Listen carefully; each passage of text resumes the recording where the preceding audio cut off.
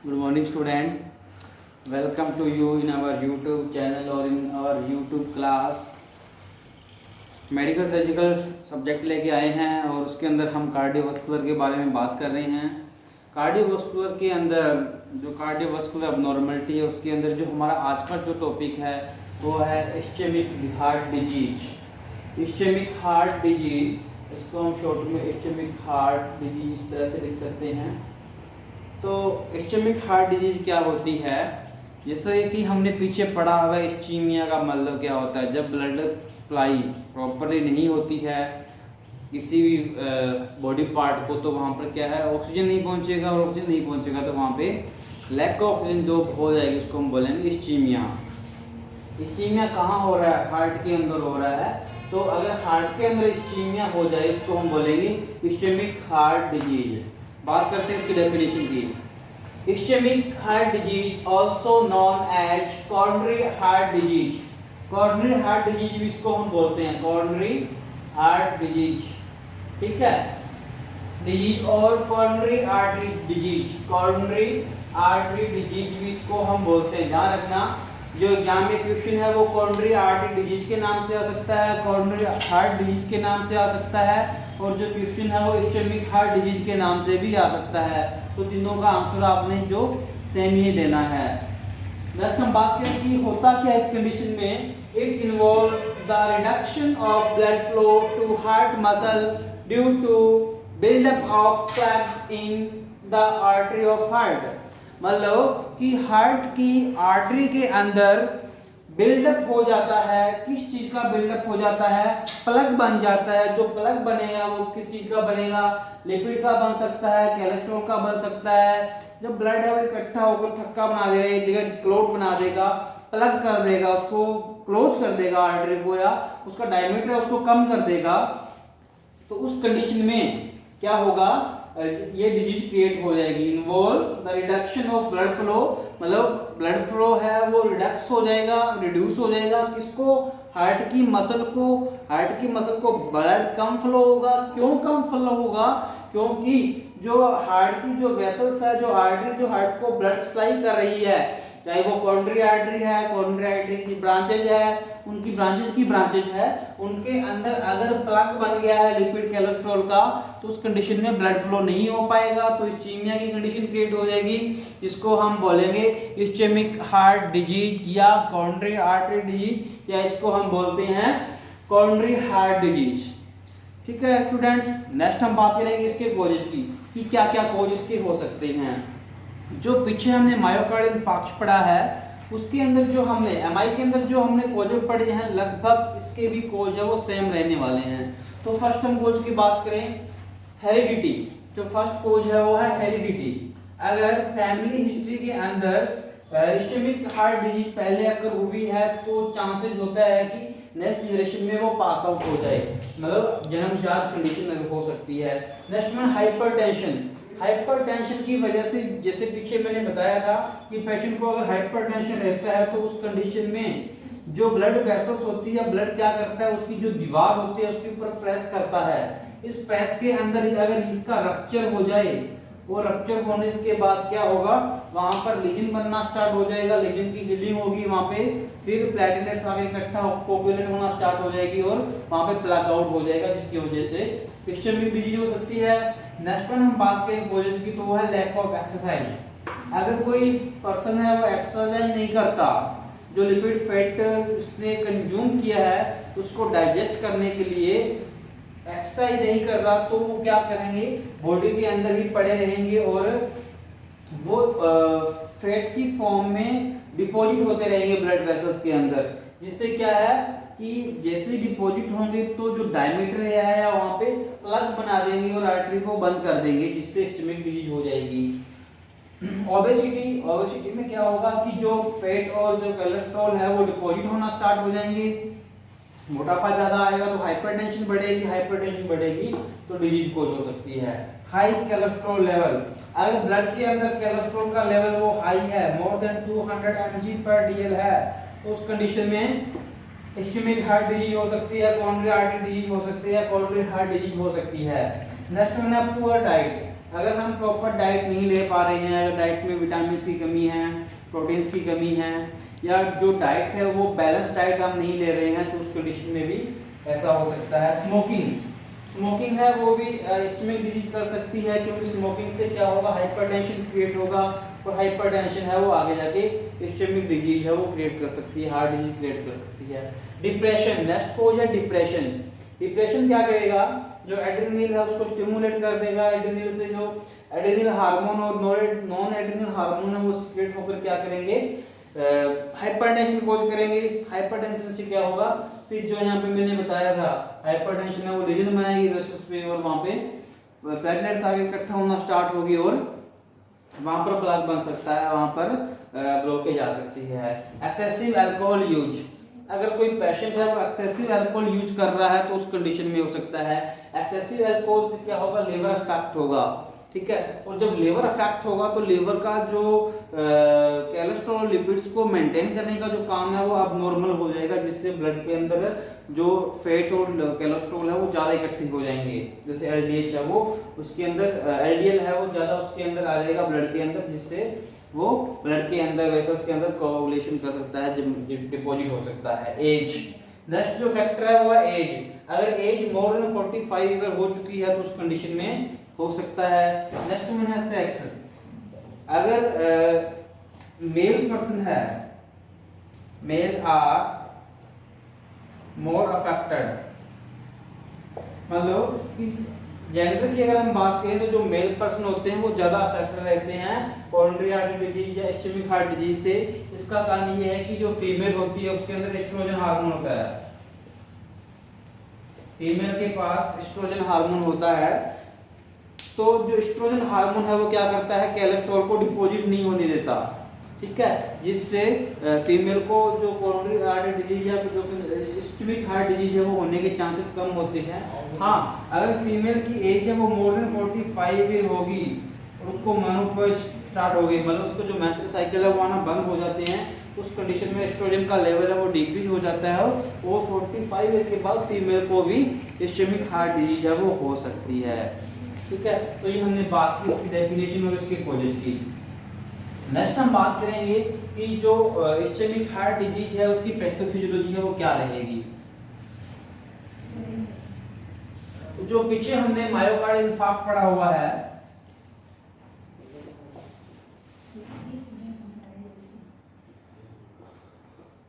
Pathophysiology रहेगी इसकी same as MI. Myocardial infarction जहां हमने स्टडी किया था वहां मैंने आपको डीपली इसकी पैथोफिजियोलॉजी बताई थी। तो इस्चेमिक हार्ट डिजीज की पैथोफिजियोलॉजी है वो सेम ही रहेगी, आप वहां से अपना नोट्स वो प्रिपेयर कर सकते हो, वहां से आप इसको राइट डाउन कर सकते हो। नेक्स्ट हम पैथोफिजियोलॉजी के बाद नेक्स्ट हम बात करेंगे इसके साइन सिम्टम की।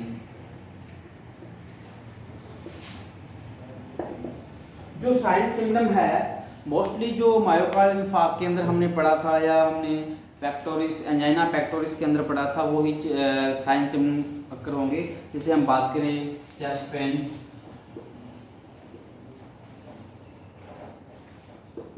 चेस्ट पेन की कंडीशन है वो पेशेंट को अक्कर होगी। चेस्ट पेन के अंदर हमने PQRST पढ़ा हुआ है, PQRST, ठीक है। तो सेम ही यहाँ पर अक्कर होएगा जो उसके अंदर हो रहा था, मायोकार्डियल इंफार्क्ट के अंदर अक्कर हो रहा था। यहाँ पर दूसरा पेशेंट को इस्चीमिया की कंडीशन अक्कर होगी। अगर इस्चीमिया होता है तो साइनोसिस की कंडीशन है वो पेशेंट को अक्कर हो सकती है, मतलब इस्चीमिया होगा तो जो साइनोसिस है वो भी उसको होगा। नेक्स्ट होना इनएडिक्वेट कार्डिक आउटपुट।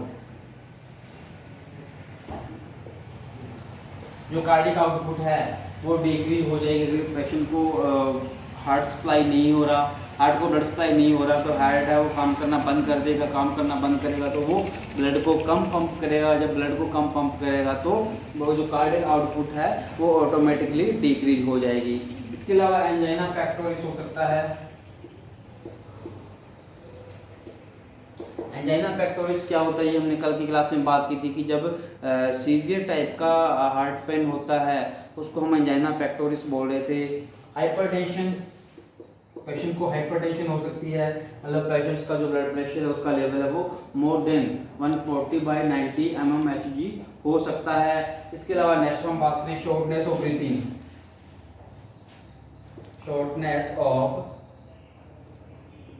ब्रीथिंग, पेशेंट को जो ब्रीथिंग है वो शॉर्ट हो जाएगी, या हम कहें कि पेशेंट को टैकीकार्डिया हो जाएगा।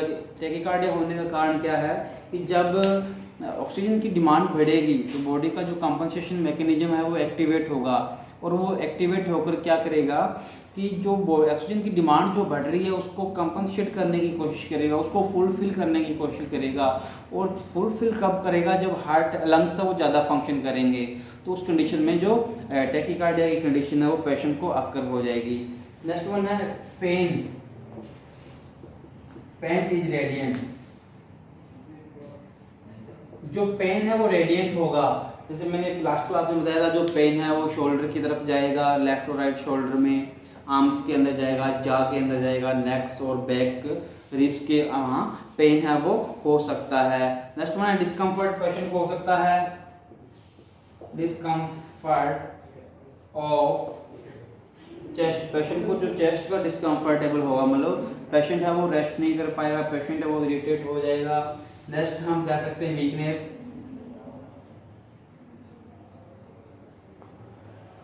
पेशेंट को जो वीकनेस है वो अक्कर होगी, पेशेंट है वो अपने आप को बहुत ज़्यादा कमजोर है वो फील करेगा। तो मोस्टली पेशेंट के अंदर इस टाइप के जो साइन सिम्टम है वो देखने को हमें मिल सकते हैं। इसके अलावा जो हमने मायोकार्डियम के अंदर जो साइन सिम्टम पढ़े थे वो लगभग सारे सेम ही यहाँ पर रहेंगे। ठीक है, साइन सिम्टम के बाद नेक्स्ट हम बात करेंगे डायग्नोसिस की।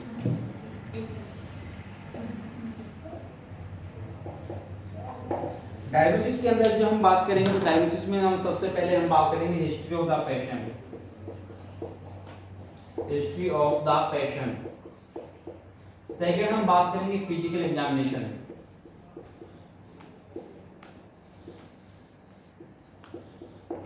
मतलब हम पेशेंट की कंप्लीट हिस्ट्री लेंगे कि वो क्या डाइट ले रहा है, अभी हेरिडिटी प्रॉब्लम तो नहीं है, या जो हाइपरटेंशन की कंडीशन तो नहीं है, उसको डायबिटीज की प्रॉब्लम तो नहीं है, या फैमिली में इस तरह की कोई प्रॉब्लम नहीं है।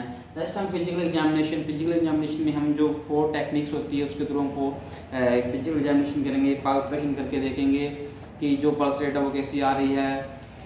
नेक्स्ट हम उसका परकशन करके देखेंगे, एस्कल्टेट करेंगे, हार्ट साउंड सुनेंगे, बॉडी के अंदर साइनोसिस तो अक्कर नहीं हो रहा है। बोथ साइड का हम वाइटल साइन चेक करेंगे कि बोथ साइड के वाइटल साइन के अंदर चेंजेस तो नहीं है। पेरिफेरल पार्ट्स को हम चेक करेंगे कि वहाँ पर कुछ एडिमा या ब्लड क्लॉट तो वहाँ पर ब्लड कलेक्शन तो नहीं हो रहा है। ठीक है, नेक्स्ट हम बात करेंगे ब्लड टेस्ट की। तो ब्लड टेस्ट के अंदर जैसे हमने मायोकार्डियम के अंदर पढ़ा था, सबसे पहले हम सीटीसी करवाएंगे ताकि पता लगे कि प्लेटलेट्स की अमाउंट है वो इंक्रीज नहीं हुई है। नेक्स्ट हम जो क्रिएटिन काइनेज है, क्रिएटिन काइनेज है वो चेक करेंगे, क्रिएटिन काइनेज लेवल हम चेक करेंगे। सीकेएमबी का जो लेवल है वो हम चेक करेंगे। नेक्स्ट हम बात करें तो मायोग्लोबिन का हम एग्जामिनेशन कराएंगे। ट्रोपोनिन आई और टी और आई हमने पढ़ा हुआ है, इनका हम असेसमेंट करवाएंगे। ठीक है,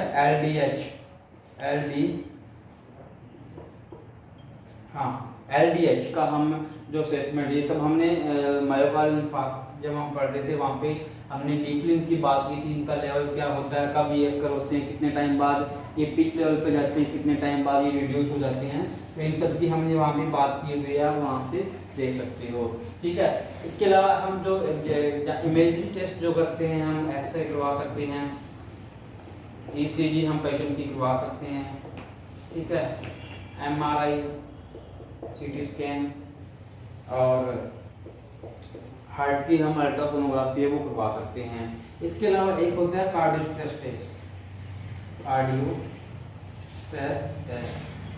जो कि कल की क्लास में हमने डिस्कस किया था कि ट्रेडमिल के ऊपर पेशेंट को रनिंग के लिए बोला जाता है, और जब रनिंग उसकी कंप्लीट हो जाती है उसके बाद हम इमीडिएटली उसका जो कार्डियक स्टेटस है वो चेक करते हैं, उसकी पल्स रेट, उसकी हार्ट रेट, उसका जो ब्लड प्रेशर वो हम चेक करते हैं जिससे हमें पता लगता है। उसकी ईसीजी हम करके देखते हैं आफ्टर रनिंग, तो उसके अंदर क्या चेंज आया है, पहले की पोजीशन में और अब की पोजीशन में क्या चेंज आया है, तो उसको हम नोट करते हैं कि एक्टिविटी करने से कार्डियक के ऊपर कितना स्ट्रेस आया है, उसको हम चेक करते हैं। तो मोस्टली हम इसके अंदर ये सब असेसमेंट करेंगे। इसके अलावा एक होता है एंजियोग्राफी।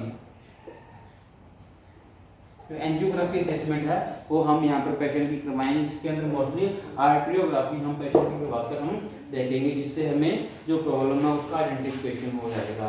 तो ये हमने बात की थी डायग्नोसिस की। नेक्स्ट हम बात करेंगे मैनेजमेंट की। मैनेजमेंट के अंदर अगर फर्स्ट हम बात करें मेडिकल मैनेजमेंट, मेडिकल मैनेजमेंट के अंदर भी हम सेम ही जो पीछे की कंडीशन में हमने पढ़ा था वही हम सेम ही पढ़ेंगे। जैसे बीटा ब्लॉकर हो गया, नेक्स्ट हम कैल्शियम चैनल ब्लॉकर पढ़ते हैं,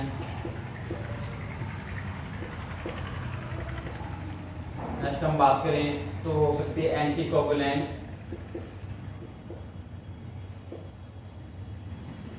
नेक्स्ट हम बात करें तो हेपारिन, नेक्स्ट अगर हम ड्रग्स की बात करें तो हम यहाँ बोल सकते हैं cholesterol lowering agent, cholesterol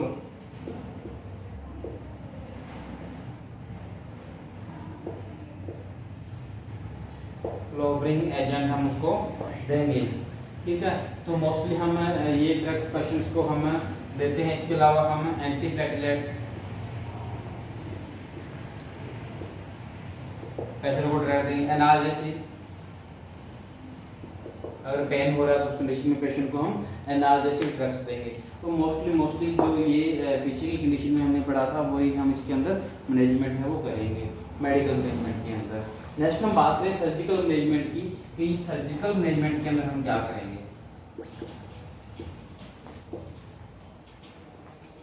surgical management में हम पीटीसीए, परकुटेनियस ट्रांजिशनल कोरोनरी जो एंजियोप्लास्टी है वो हम करेंगे।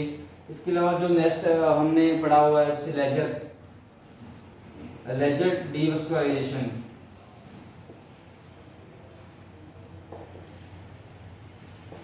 जो हमने एमआई के अंदर जो प्रोसीजर पढ़े थे सर्जिकल प्रोसीजर वो हम सारे यहाँ पर परफॉर्म करेंगे। एक होता है डीसीए,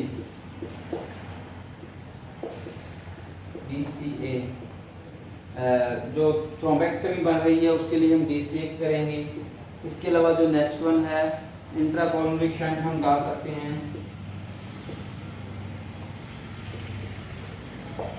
ठीक है, इसके अलावा CABG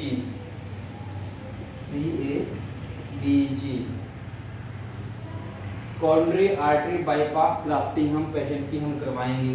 तो मोस्टली ये जो टेक्निक्स है वो हम सर्जिकल मेथड के अंदर यूज करेंगे, जिससे पेशेंट की जो कंडीशन है उसको हम ठीक कर सकते हैं। नेक्स्ट हम बात करेंगे नर्सिंग मैनेजमेंट की। तो नर्सिंग जो मैनेजमेंट है जो हमने लास्ट कंडीशन में मायोकार्डियल इंफार्क्ट के अंदर जो नर्सिंग मैनेजमेंट पढ़ा था वो हम सेम नर्सिंग डायग्नोसिस बनाकर पेशेंट को ट्रीट करेंगे। तो ये आज की क्लास थी जिसके अंदर हमने बात की थी इस्केमिक हार्ट डिजीज के बारे में, जो कि एक इम्पॉर्टेंट हार्ट डिजीज है, पीछे के एग्जाम में क्वेश्चन आया हुआ है। ठीक है स्टूडेंट्स, तो ये आज की क्लास है। ज़्यादा से ज़्यादा इसको लाइक करें, ज़्यादा से ज़्यादा इसको शेयर करें और ज़्यादा से ज़्यादा इसको व्यू करें, क्योंकि जो व्यू है क्लासेस की वो कम आ रहे हैं, तो इसलिए डीपली स्टडी करें। Thank you.